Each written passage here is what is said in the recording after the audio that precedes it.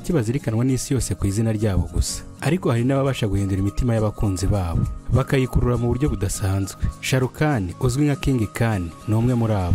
Avuye mu buzima busanzwe bwa Delhi, yacengeye muri sinema y'Ubuhinde agera ku rwego rwo hejuru rw'icyamamare n'ubukire, ariko kurusha byose n'umutima w'abantu benshi bamukunda. Uyu munsi kuri NGC Insight tukuzaniye inkuru y'urugendo rudasanzwe, inkuru y'umwana w'i Delhi wahindutse umwami wa Bollywood, umushoramari w'umuhanga n'icyitegererezo ku isi yose. Ese niki cyamuhesheje ubuherwe, ubwamamare n'igikundiro kidasanzwe? Iyi ni inkuru y'urukundo, ubushake n'inzozi zitagira imipaka. Reka twinjire mu buzima bwa Shah Rukh Khan, aho byose byagiye byubakwa kandi aho byose bikomeje kuba ikimenyetso cy'imitima y'abantu. Hari igihe inkuru y'ikirangirire itangira mu buryo butari bwitezwe. Shah Rukh Khan uyu munsi uzwi nka King Khan yavutse ku itariki ya 2 Ugushyingo mu 1965 mu murwa mukuru w'Ubuhinde New Delhi. Ntiyavukiye mu muryango w'abakire cyangwa ufite imbaraga muri sinema, oya, yavukiye mu muryango usanzwe ufite ubushobozi buringaniye. Ise Meritaj Muhammad Khan yari umucuruzi w'amatungo, akaba n'umunyapolitiki wakunze kurwana ku bwigenge bw'Ubuhinde. Nyina Latif Fatima yari umukobwa w'umunyamategeko, ariko umwana Shah Rukh Khan yabaye mu buzima bwuzuye ibibazo. Yari afite imyaka 15 gusa ubwo se yatabarukaga. Nyuma yaho gato yongeye gutakaza nyina. Iyo mibabaro yabaye kimwe mu bintu byamutoje imbaraga zo kwihangana. Yabonye nta kindi akwiye gukora uretse guharanira kuba umuntu wihagije kandi wihagararaho mu bihe bikomeye. Nk'umwana muto i Delhi, kandi yari azwi cyane nk'ukunda siporo. Yabaga mu makipe y'umupira w'amaguru n'indi mikino y'amaboko. Ku rundi ruhande yari umusore ugira inzozi ndende. Hari ikintu cy'umwihariko abamuzi kera bamwibukiraho. Yari umuhanga mu myidagaduro, akunda gukina ikinamico, akanigana abantu mu buryo budasanzwe. Ntiyagize amahirwe yo kuvukira mu muryango ufite abakinnyi ba sinema cyangwa w'abakire, ariko yari afite impano imwe ikomeye, ubushake bwo kuba umuntu udasanzwe. Iminsi y'ubwana bwe i Delhi yabaye isoko y'intego ze. Yarangije amashuri muri St Columba's School, aho yahawe igihembo cyitwa Sword of Honor, igihembo gihabwa abanyeshuri bafite indangagaciro zo hejuru. Ariko icyo gihe nta n'umwe washobora gutekereza ko uyu mwana muto uzwi nka Shah Rukh n'inshuti ze azaba umwami wa sinema y'Ubuhinde. Ariko uko tugenda twinjira mu buzima bwe, turasanga ko urupfu rw'ababyeyi, ubuzima bwuzuye ibibazo n'inzozi z'umusore wa Delhi aribyo byamubereye intangiriro y'urugendo rutazibagirana. Nyuma y'ubuzima bukomeye i Delhi, Shah Rukh Khan yaje kubona ikintu cyamuteguriye inzira y'ubuzima bushya, urukundo rw'ikinamico. Yatangiye kwigaragaza mu mikino y'amashuri ndetse no mu mikino y'inyongera ya kaminuza. Aho niho yahuriye n'abantu benshi bamushimye kubw'impano ye yo gukina, ijwi rye ry'ubushaguke n'uburyo yashoboraga kwinjira mu mwanya wari wo wose. Uko imyaka yagendaga ihita, yahisemo kwiga mu ishuri rya Hansraj College, aho yahaboneye impamyabumenyi mu buhanga bw'ubukungu. Ariko umutima we ntiwari mu mibare gusa, yari uwarimbanije gukina ikinamico muri Theater Action Group, ikipe y'abanyeshuri yakurikiranywe n'umukinnyi w'ikirangirire Barry John. Barry John yaje kuba umwe mu bamubwiye ko afite impano idasanzwe, ko agomba kubaho ari mu ruhando rw'ubuhanzi. Uko yitegerezaga uruganda rwa sinema rwa Bollywood, yaribwiraga ati, nanjye nshobora kuhagera, nanjye nshobora gukora amateka. Ibihe bya mbere by'urugendo rwe byatangiye mu bitaramo byo kuri televiziyo y'Ubuhinde. Yagaragaye bwa mbere mu ikinamico Fauji mu 1989, aho yakinnye nk'umusirikare muto. Iyi mini series yarakunzwe cyane, maze izina rye ritangira kuzamuka mu bantu bakurikiranaga televiziyo. Yakinnye no muri Sarkas, indi mini series yahise imufungurira amarembo mu ruhando rwa sinema. Ariko urugendo ni rwari rworoshye. Kugera muri Bollywood bisaba byinshi. Nta muryango wamwunganiye, nta mutungo wamushyigikiye. Yari afite gusa impano, ubushake n'inzozi. Mu 1991, nyuma yo gutakaza nyina mu buryo butunguranye, Shah Rukh Khan yafashe icyemezo gikomeye. Yafashe inzira ajya i Mumbai, umurwa mukuru wa sinema y'Ubuhinde. Yaje Mumbai adafite ikindi kintu uretse inzozi mu mutwe n'imbaraga mu mutima. Abandi baramusekaga bamubwira ko adashobora guhangana n'ibihangange byari bisanzwe muri Bollywood, ariko kandi yari afite indi filozofi. Ntabwo ndi hano ngo miganwe, ndi hano ngo menye icyo nshoboye kandi nshyire mu bikorwa impano zanjye. Mu 1992, filime Diwana yamuhaye amahirwe akomeye. Yakinnye nk'umusore ukundana, filime irakundwa maze ahita ahabwa igihembo nk'umukinnyi mushya mwiza. Kuva uwo munsi Shah Rukh Khan ntiyongeye kugaragara nk'umuntu usanzwe, ahubwo yagaragaye nk'umukinnyi ugiye guhindura amateka ya Bollywood. Iyi ni intangiriro y'urugendo rw'umusore w'i Delhi wari waje i Mumbai afite inzozi gusa, ariko inzozi ze zaje kuba inzozi z'abakunzi ba sinema miliyoni nyinshi ku isi yose. Shah Rukh Khan yinjiye muri sinema mu myaka ya mbere y'1990,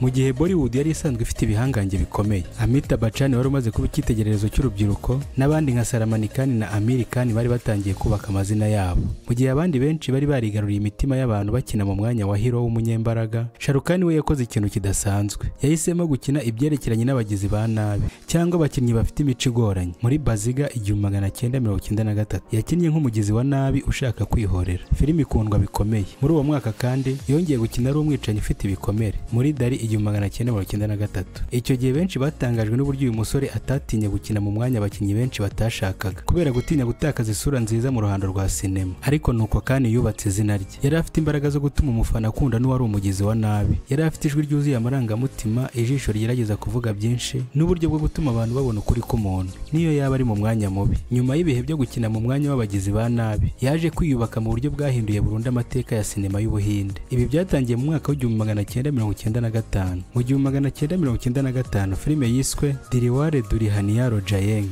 DDLJ yaje guhindura amateka ya Shah Rukh Khan ndetse n'amateka ya Bollywood yose. Yakinnye ari kumwe na Kajol mu nkuru y'urukundo rw'urubyiruko rw'Abahinde baba mu mahanga bahanganye n'umuco n'imico y'imiryango. Mu gihe benshi babonaga ko ari inkuru isanzwe y'urukundo, DDLJ yabaye ikimenyetso cy'uburyo sinema y'Ubuhinde ishobora kwigaragaza mu rwego mpuzamahanga. Shah Rukh Khan yahindutse King of Romance. Uburyo yarebaga Kajol mu maso, amagambo yoroheje yavugaga, n'uburyo yagaragazaga urukundo rufite ishema byatumye akundwa n'abakobwa, abagore ndetse n'abagabo. Bumvaga inkuru ye nk'urugero rw'icyo urukundo rugomba kuba cyo. DDLJ si filime isanzwe. Kuva icyo gihe kugeza ubu ikomeje kwerekanwa mu nzu imwe ya sinema i Mumbai iminsi yose, imyaka isaga 30.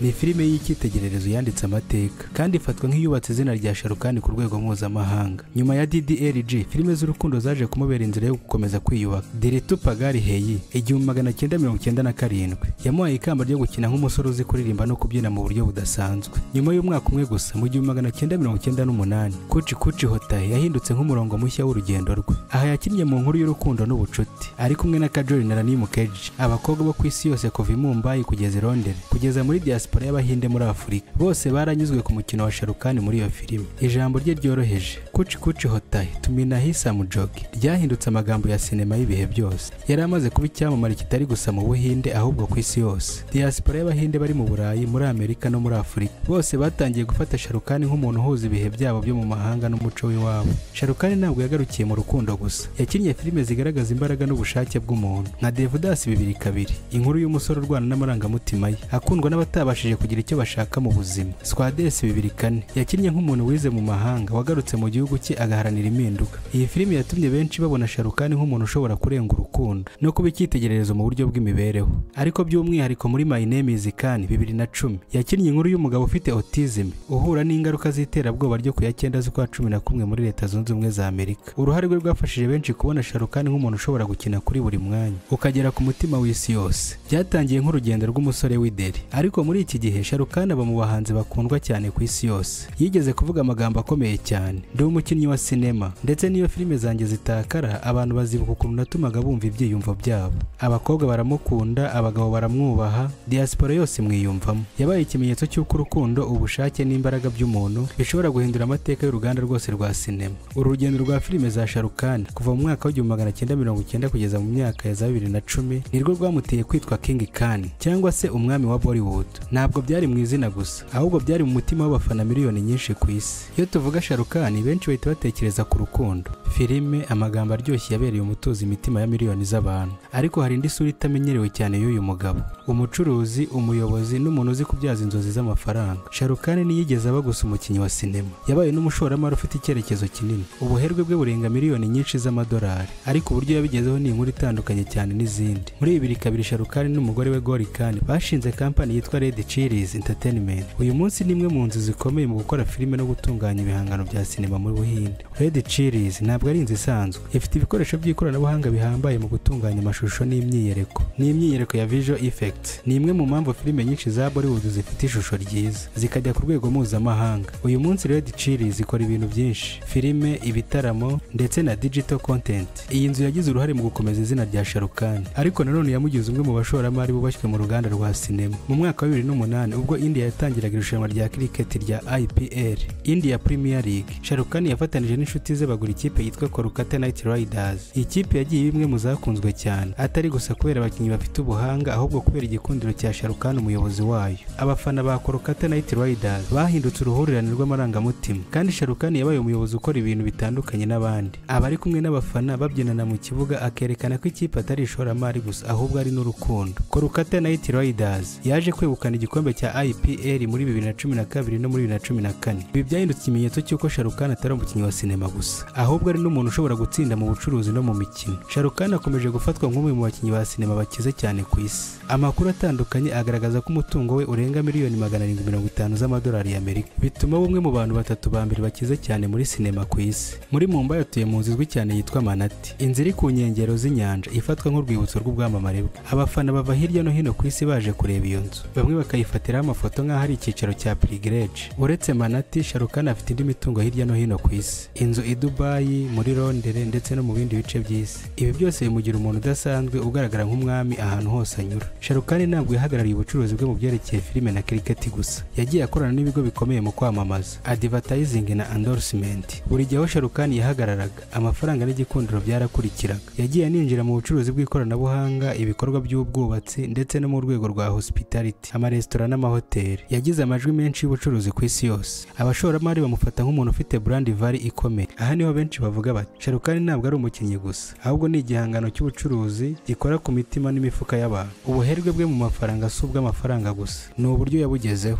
Yavuye i Delhi nta kintu afite, azi Mumbai afite inzozi gusa. None ubu ni umwe mu bantu bakize cyane ku isi. Kubera iyo mpamvu urubyiruko rutari muri India gusa, ahubwo ku isi yose rumufata nk'icyitegererezo cy'uko nta nzozi zibano, nta nzira igoye cyane iyo umuntu afite ubushake. Shahrukh Khan ubwo yigeze kuvuga ati ntabwo nigeze ntekereza ku mafaranga. Amafaranga yaje kubera ko nakoraga ibyo nkunda. Amafaranga ntabwo ariyo yantwaye, ahubwo urukundo rw'abantu nirwo rwamaye amafaranga. Kuba umukinnyi w'ikirangirire byamugize icyamamare, ariko kuba umushoramari, nyir'inzu zikomeye, nyir'ikipe ikomeye, byamugize umuntu ufite imbaraga ku rwego rw'ubucuruzi. Kuri ubu Shahrukh Khan si king of Bollywood gusa, ni umwami mu bucuruzi, umuyobozi w'inyangamugayo, kandi ikimenyetso cy'uko inzozi zishobora kugera kure cyane kurushaho umuntu atekereza. Iyo tuvuga Shahrukh Khan, ntidushobora kumugabanyiriza mu rwego rumwe rw'umukinnyi wa filime gusa. Ni umuntu wasobanukiwe ko ikibuga cya sinema atari cyo gusa gishobora kumubera inkomoko y'ubwamamare n'ubukungu. Yabaye umucuruzi, umuyobozi w'ibitekerezo ndetse n'icyitegererezo mu guhanga udushya mu ruganda rw'imyidagaduro. Mu myaka ya za 2000 ubwo yari amaze kuba icyamamare kitavugwaho rumwe, Shahrukh Khan yashinze Dreams Unlimited, kampani y'ikinamico na filime, hamwe n'abandi bakinnyi b'ibyamamare. Nyuma gato yaje kuyihindura Red Chillies Entertainment, kampani yahindutse isoko y'udushya mu gukora filime, mu guteza imbere ikoranabuhanga rigezweho no mu gukwirakwiza ibikorerwa muri Bollywood ku rwego mpuzamahanga. Red Chillies si kampani isanzwe, ni imwe mu mashuri akomeye y'ubucuruzi ya Bollywood. Yatanze filime zifite ingengo y'imari nini nka Main Huna, Om Shanti Om, kugeza kuri Ravani na Chennai Express. Si ibyo gusa, iyi kampani yaguye imbibi ijya mu bijyanye no gukora amashusho ya visual effects. Uyu munsi Red Chillies ni imwe mu makampani akomeye ku isi mu gukora special effects muri sinema z'Ubuhinde. Ku rundi ruhande, Shahrukh Khan yahindutse umusozi w'amafaranga mu kwamamaza. Abashoramari n'ibigo bikomeye byifuzaga ko izina rye rihuzwa n'ibicuruzwa byabo. Yamamaye nk'ijwi ry'ibigo bikomeye ku isi, kuva ku byo kunywa nk'inzoga zoroheje kugeza kuri telefone, amabanki, amakarita ya visa ndetse n'ibikoresho by'imyidagaduro. Bamwe bamutazira akabyiniro ka brand Shahrukh Khan kuko aho igitekerezo cye cyanyuraga habaga amafaranga n'intsinzi. Ariko icyarushijeho gutuma abantu bamukunda ni uko mu bukire bwe yagiye akoresha imbaraga n'amafaranga mu gufasha abandi. Afite ibikorwa byinshi by'ubugiraneza birimo gufasha abana, imiryango itishoboye n'abagore bafite ibibazo by'ingaruka z'ivangura n'ubukene. Byatumye Shahrukh Khan adabwa agaciro nk'umukinnyi cyangwa umucuruzi gusa, ahubwo aba icyitegererezo cy'umuntu ushobora kuzamuka kuva hasi akagera ku rwego rwo hejuru, ariko ntasiga abandi inyuma. Ubu bwami bw'itangazamakuru n'ubucuruzi nibwo bwatumye abona andi mazina akomeye: King Khan, Badshah of Bollywood